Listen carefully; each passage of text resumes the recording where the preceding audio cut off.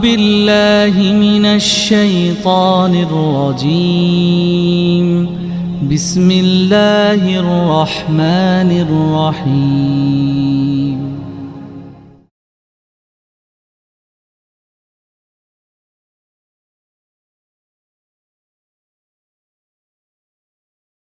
Assalamualaikum warahmatullahi wabarakatuh.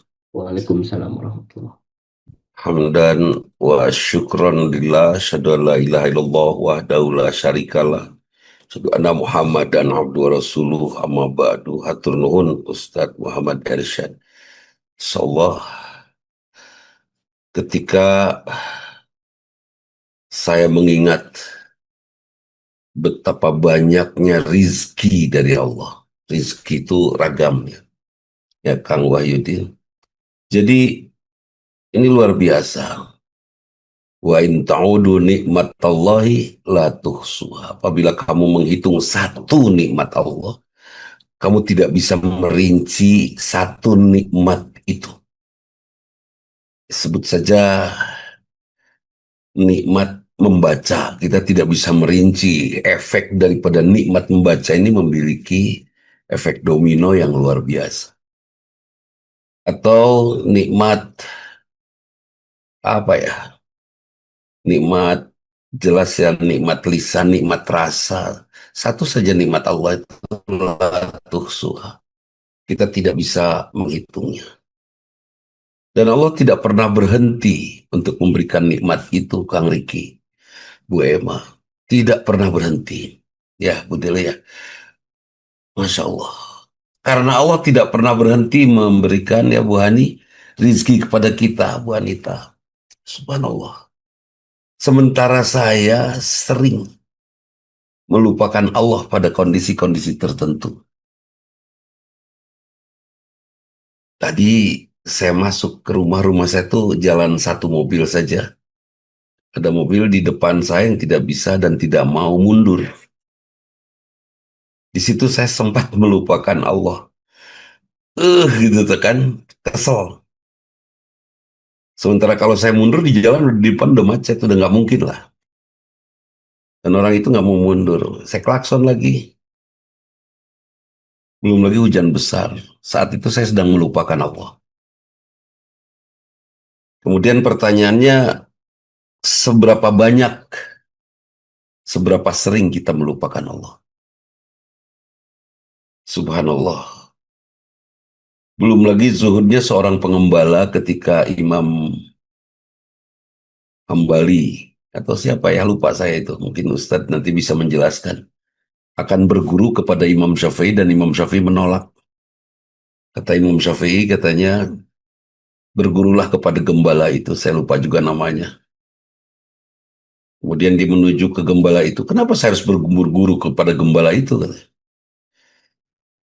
Kata Imam Syafi'i, pokoknya bergurulah ke situ. Akhirnya didatangilah gembala itu. Diuji oleh beliau, gembala itu benar nggak memiliki kedalaman dalam memahami al-Islam. Kemudian beliau bertanya kepada gembala ini, kalau saya lupa atas dalam sholat saya kepada rokaat sholat saya, apa yang harus saya lakukan? Si gembala ini bertanya, mau jawaban secara fikih atau jawaban pribadi saya?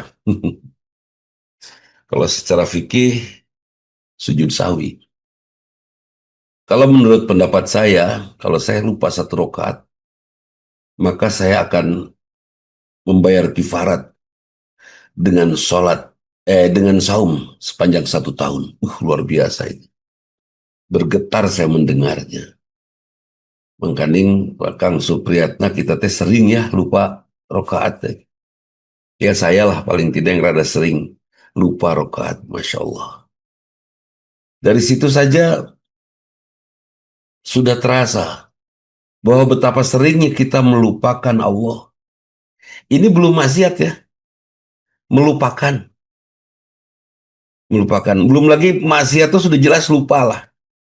Lupa plus dosanya. Ini baru melupakan. Pertanyaan saya, pantaskah Saya yang sudah kecil dan mengecilkan diri dengan segala macam kotoran yang ada di dalam diri saya. Bertemu dengan Allah Subhanahu wa Ta'ala yang Maha Besar dan Maha Suci. Kalau Ustadz Deddy Haryadi disebut suci itu terhindar dari dosa, dan suatu saat ada kesalahan, sudah sebatas teman-temannya saja yang tahu. Tapi kalau seorang yang sangat besar berbuat salah, itu bisa gempar itu, iya kan? Dan Allah yang Maha Besar, Maha Suci, tidak ada salah sedikit pun, subhanallah. Kalau kita bandingkan dengan kesalahan kita, pertanyaannya, pantas gak saya kembali kepada Allah yang Maha Suci? Tentu cara kembalinya dengan bertobat. Ketika saya bertobat, Allah nerima nggak itu? Astagfirullahaladzim. Kalau saya tidak bertobat, insya Allah, seberani apa saya untuk berhadapan dengan Dia yang Maha Besar, Dia yang Maha Suci? Itu pikirannya. Saya nggak tahu apa Ustadz Deddy judulnya ke arah situ atau enggak, tapi saya pun sedang merasakan hal yang sama, Ustadz. Nggak tahu sama dengan siapa ya, pokoknya saya merasakan itu. Merasakan bahwa kalau Allah itu Maha Besar, dari hasil sholat saya, saum saya, semua membuat saya kenal kepada Allah bahwa Allah Maha Besar, maka untuk bisa bertemu dengan Allah, saya harus berkarya besar. Sudah kita sampaikan itu. Berkarya besar itu bukan membuat satu benda dengan harga 10 triliun, bukan. Itu karya dengan harga 10 triliun, kecil, masih bisa dihitung. Tapi berkarya besar itu, Pak Tony, Bu Nenden, berkarya besar itu, Kang Akbar, berkarya yang dinilainya oleh Dia yang Maha Besar. Itu karya besar. Terus pertanyaannya, sudah belum ya saya punya karya besar? Sebuah perbuatan ikhlas, itu karya besar. Kalau saya belum berbuat dan belum ikhlas, saya belum berkarya besar. Nah, kemudian tentang keikhlasan ini, Masya Allah, berapa banyak kita sudah lakukan keikhlasan. Kalau yang tempo hari disampaikan Ustadz Faiz, checklist semua perbuatan soleh kita hari ini, dan tulis keburukan kita hari ini, Masya Allah, saya tidak berani. Oke lah, tidak usah terlalu banyak. Apa yang sudah ikhlas kita lakukan hari ini? Itu, saya belum punya. Belum ada yang saya lakukan ikhlas. Karena belum ada yang saya lakukan ikhlas, pertanyaannya, pantaskah saya bertemu dengan Allah yang Maha Suci? Sementara hati saya masih kotor, belum suci. Itu. Apakah taubat saya diterima oleh Allah? Makanya ada bahasa, menurut saya judul ini bahasa memohon, ya Allah, izinkan saya kembali kepadamu. Bukan izinkan saya meninggal mungkin ya intinya, tetapi izinkan saya kembali kepada posisi di mana saat saya lahir saya suci. Kemudian saya berjalan berkotor-kotor, kemudian mensucikan lagi, kotor lagi, suci lagi, kotor lagi. Terimalah semua pertobatan ini. Sampai pada akhirnya engkau nyatakan saya bersih dan Allah menerima saya pada saat saya pulang. Itu Bu Tika, ada kekhawatiran Bu Tika. Umur masalah nama. Sampai saya pesan-pesan ini sama teman-teman, apalagi di madrasah ya Bu Anita, Bu Emma, saya di madrasah sudah pesan-pesan kalau Bapak meninggal, teruskan ini madrasah ini begini. Kalau seandainya tidak mampu untuk tetap gratis, berikan opsi yang tidak terlalu memberatkan masyarakat atau orang tua siswa. Kan tujuan dari sekolah gratis itu kan supaya orang tua murid tidak repot. Dengan tidak repot menyekolahkan anaknya, orang tua murid tidak bertengkar gitu loh. Kalau sudah tidak bertengkar kan nyaman. Masya Allah.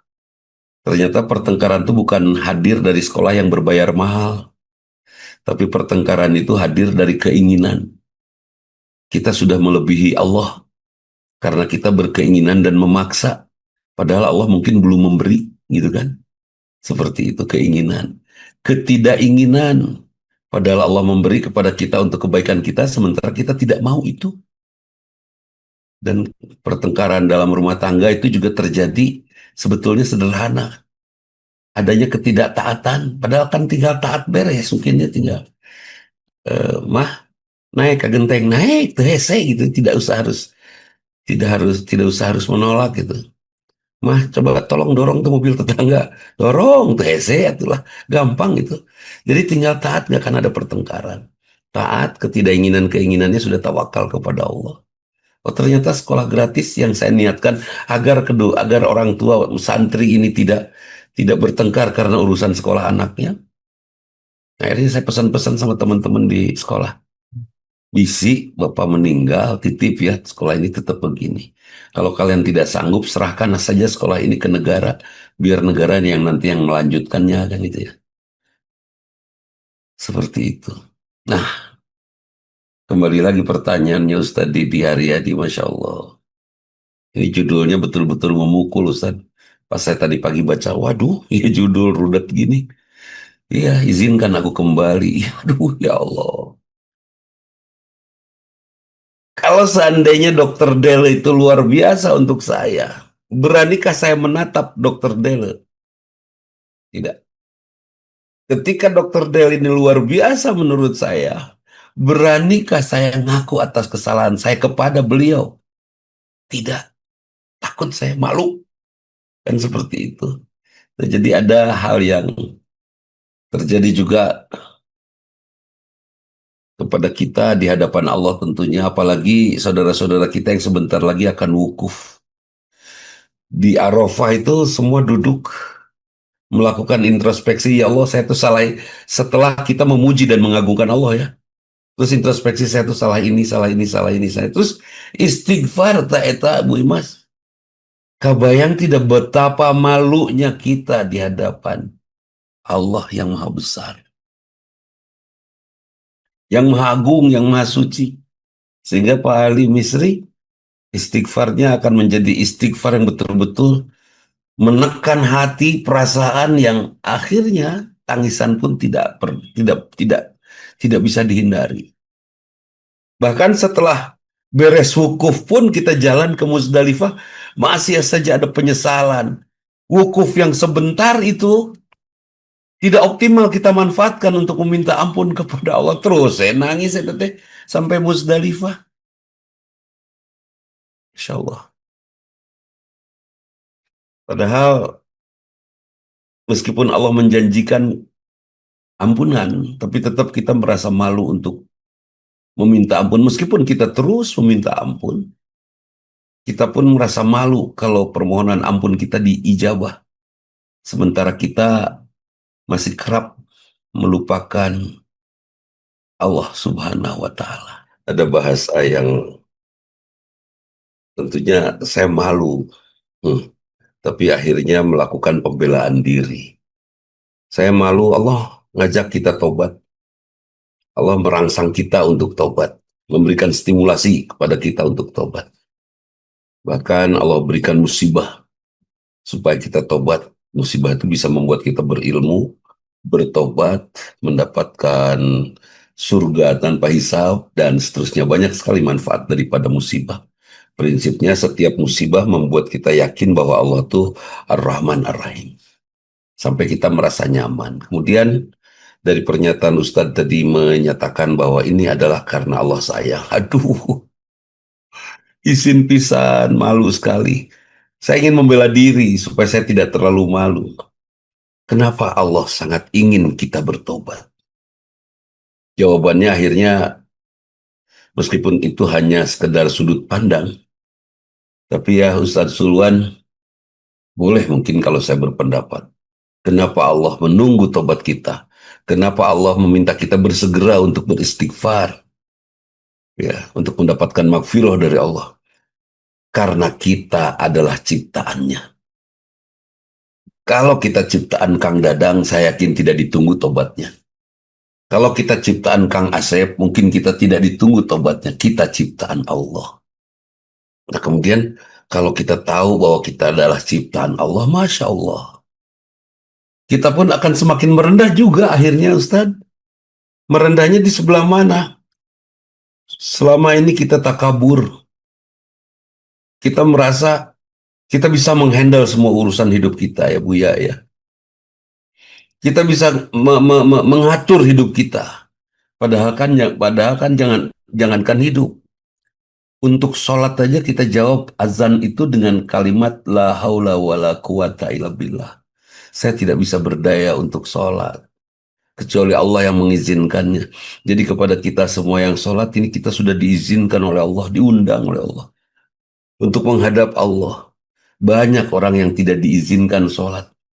Seperti pergi ke Masjidil Haram, orang menyebutnya undangan. Ya, sama sholat juga undangan.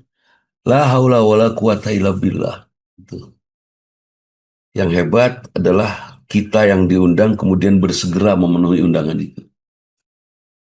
Yang agak sedikit tidak hebat, bahkan mungkin pantasnya sih dimarah ya. Diundang oleh Allah tetapi menunda untuk memenuhi undangan itu. Masya Allah. Nah, ketika kita tahu bahwa kita ciptaan Allah, sudah. Pasti Allah sayang sama kita. Kita tersesat sebentar, ayo kata Allah, sini, sini, sini.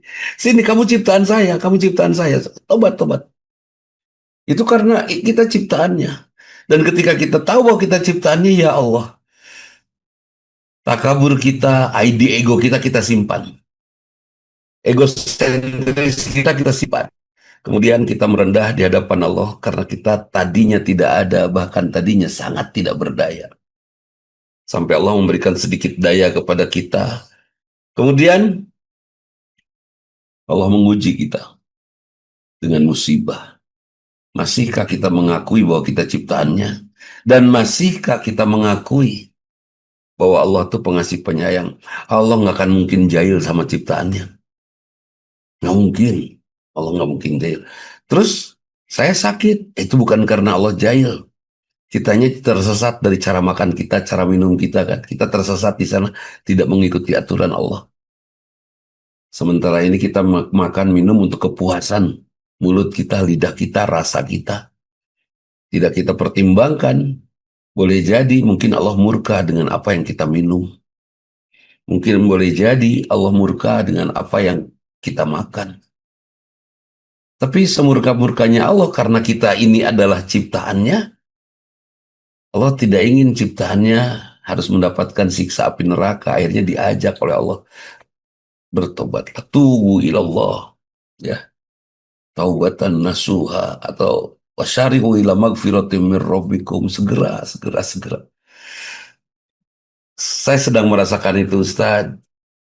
Merasakan satu kondisi yang sangat berat, Ustaz. Karena usia mungkin ya. Usia yang mengantarkan saya ke perasaan itu. Mulai ada rasa khawatir meskipun saya yakin Allah sangat sayang. Mulai ada rasa khawatir meskipun saya yakin sekali Allah tidak akan jahat. Apalagi ada beberapa pendapat ulama yang mengatakan bahwa umat Muhammad itu 70.000 orang akan mendapatkan kebaikan. Dan Rasulullah meminta jangan 70 orang, bagusnya 70 orang, 70.000 orang. Dari setiap orang ada 70.000 orang. Artinya 4,9 miliar orang akan mendapatkan kasih sayang Allah dan kecintaan Rasulullah SAW. Itu menunjukkan 70 ini menunjukkan sangat banyak. Kenapa? Karena kita adalah ciptaan Allah yang meskipun tidak optimal, apalagi maksimal, kita masih berusaha untuk mengenali Allah. Ustadz, tadi Ustadz nyebut di sini ahli surga semua. Saya yakin kok di sini ahli surga semua. Kenapa? Kita semua di Zoom ini meskipun ada yang sudah tidur, ada yang sudah nyenyak. Saya yakin ya Prof. Azali, saya yakin ini niat baik. Bahkan Prof. Azali bertanya kepada ibu, ini hari apa? Ini hari Kamis. Oh, Sabtu mau pagetonya. Itu mungkin pernah bicara. Nah, apa mengingat Sabtu? Iya, Zoom kan itu ya. Ada yang nunggu itu. Hmm. Nah, itu kan niat baik. Ya, Bu Anita ya. Niat baik itu datangnya dari Allah. Kenapa Allah ngasih niat baik kepada Pak Tony, kepada Iip, kepada Om Budi, kepada Ibu Emma, kepada Ibu Dele, kepada Pak Cecep, kepada Pak Wayan. Kenapa Allah ngasih niat baik nih? Niat baik hadir dalam hati. Kepada Prof. Azali, Pak Rusli. Karena apa? Karena Allah menunggu kita di surga. Bahkan perintah atau ajakan tubuh ilallah, bertobatlah kepada Allah, itu juga karena Allah menunggu kita di surga. Kenapa?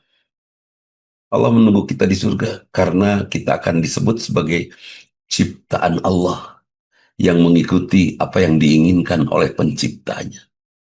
Dan sepanjang ini kita baru melihat dan merasakan sendiri ya Ustadz Sulwan, bahwa kita adalah ciptaan Allah yang mengikuti keinginan kita, bukan keinginan Allah.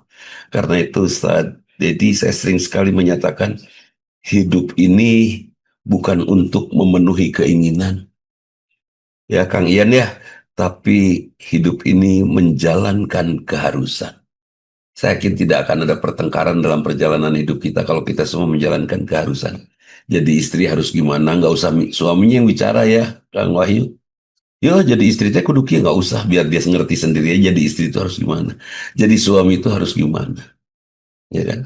Bahkan ketika akan eh, melakukan kebaikan pun semua kebaikan akan dilakukan dengan sempurna itu. eh, Sahabat semua, insya Allah kurban, tolong ya hargai hewan kurban kita, jangan kita hinakan. Jadi kalau beli hewan kurban tuh naik nawarnya, aduh ieu meni sae kieu padahal pegang, aduh bagus sekali, sabaraha mang ieu, ini 3,5 juta, kurang mang 5 juta, nah itu menghargai kurban kita. Jangan kita hinakan kurban kita dengan nawar turun, ya kasihan domba. Sampai domba nyebut dasar jelema cileupeng teh tuh mikir hesena hirup jadi domba, kan seperti itu, sampai nawarnya sampai lak-lak dasar. Mungkin Kang Wahyudin main ke Bandung Kang, eta bang sabaraha domba, 1,5 juta. Oh 1,5 juta, wah meni murah-murah amat. 6 juta, oh dari Garut tuh main ke Bandung, beli di Bandung domba 6 juta, bayar sok pangnyenakeun tungtun ke Garut. Saya yakin tobat itu nunung tuna. Tapi yang jelas, tolong muliakan hewan kurban kita, jangan kita hinakan hewan kurban kita. Nawarnya naik. Seperti memuliakan istri, ya berkomunikasilah dengan baik, berpakaianlah dengan rapi, sararengit gitu kan, itu memuliakan istri dan anak-anak di rumah, suami dan anak-anak di rumah. Jadi memuliakan orang dengan memberikan hal yang terbaik kepada orang yang kita muliakan, memuliakan kurban kita, insya Allah kita tawar naik ya, jangan tawar turun. Kemudian tentang kurban, Ustaz ya benar ya Ustaz ya, Nabi Ibrahim itu anaknya satu-satunya dan itu sangat dirindukan, betul? Oke. Anak satu-satunya yang sangat dirindukan diminta oleh Allah. Diminta oleh Allah, padahal setelah diberikan kepada Allah, Ibrahim tidak yakin akan ada lagi nggak anaknya.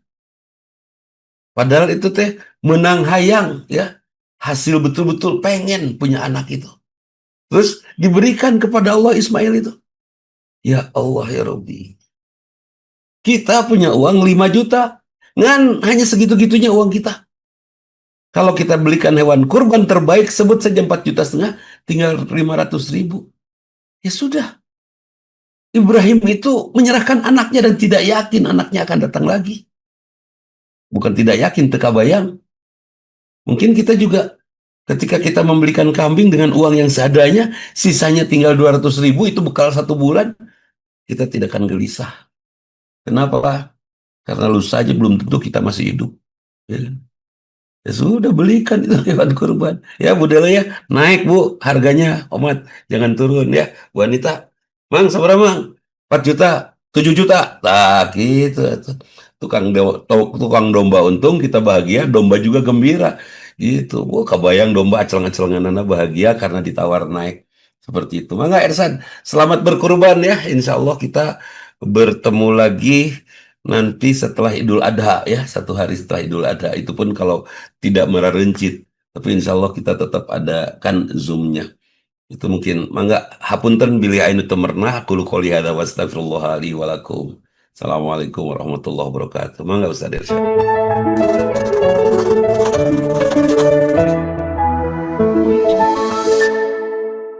أعوذ بالله من الشيطان الرجيم بسم الله الرحمن الرحيم